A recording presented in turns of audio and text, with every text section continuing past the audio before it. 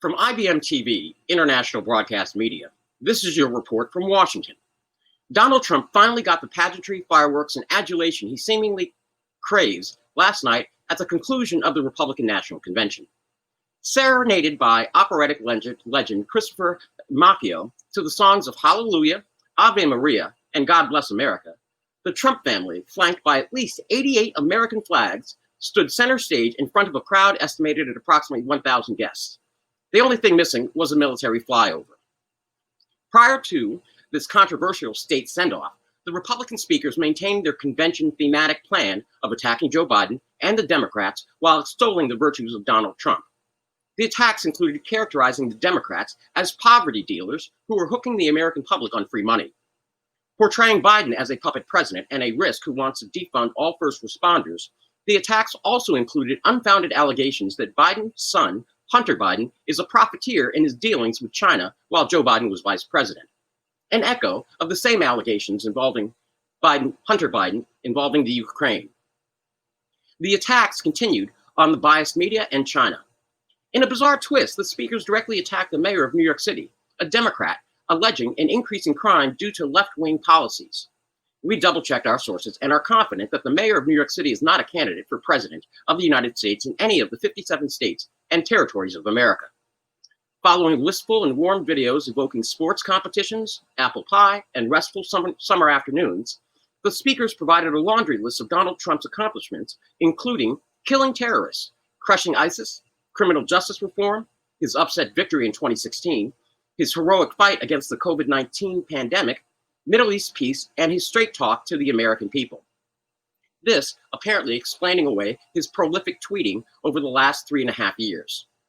Again, invoking the legacy of former President Abraham Lincoln, Republicans declared that Donald Trump does not engage in identity politics, only to then list his support for Blacks, Jews, historically Black colleges and universities, and women. At 10:05 p.m., Ivanka Trump took center stage to introduce her father.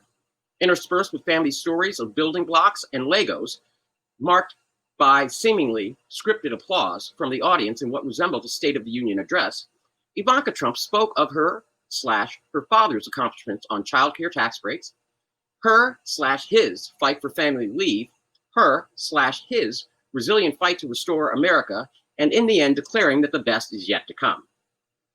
At 10:25 p.m., Donald Trump and the First Lady replicated Donald Trump's candidate announcement. This time, rather than descending using an escalator, the two walked down the White House's ceremonial steps to the stage on the South Lawn to the song, "I'm Proud to Be an American." The president spoke in acerbic and extreme language for nearly an hour, covering the same attacks and allegations of the previous 3 nights. New this time, though, was the president's promise of full employment for all Americans, soaring incomes, and protecting America. He promised America would reach new heights, a new level of unity, and achieve lofty goals, although the goals were undefined. Cue the fireworks. In other news, the comprehensive COVID-19 relief package has a heartbeat. A day after Mitch McConnell declared that he would support a package, and the Federal Reserve Board chairman called on Congress for a fiscal stimulus deal, Mark Meadows, the chief of staff to the president, called Speaker of the House, Nancy Pelosi, Thursday afternoon to restart negotiations. The agenda for the phone discussion included not only the COVID-19 relief package, but also the plethora of looming funding bills necessary and critical to stave off a government shutdown weeks before the election on November 3rd. In our post office update, there has been no movement on the $25 billion emergency funding bill passed by the House, and it remains dead in the legislative process in the Senate. Finally, 57 years ago to the day, in a sequel to the 1963 March on Washington, Martin Luther King III, along with Reverend Al Sharpton and thousands of marchers, will descend on Washington, D.C. this weekend in a commitment march. The pre-program begins at 8 a.m. Eastern Standard Time, with the main program beginning at 11 a.m. Finally, the current COVID death toll from Johns Hopkins University is over 180,857 Americans with no end in sight. That is your report for this day, August 28, 2020. From IBM TV, International Broadcast Media. Smart TV for a smarter global community, from dictatorships to democracies around the world. Good morning, good afternoon, good night. I'm Bill Trezevant. Thank you.